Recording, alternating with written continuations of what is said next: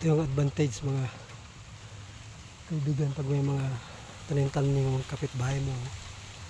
Oh, ito kamuti to. Kuha ko nito.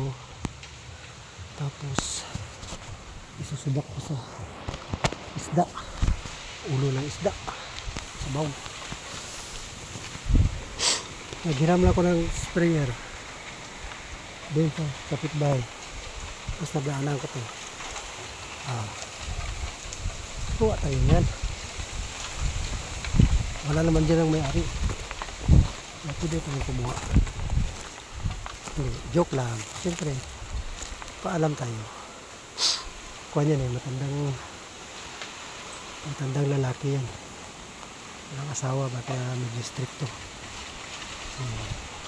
Brad Rudy. Kaya kailangan natin magpaalam din. Okay naman kaya, tapos pag siya may kailangan din sa akin, bigay din. Ganun lang ang buhay-buhay dito.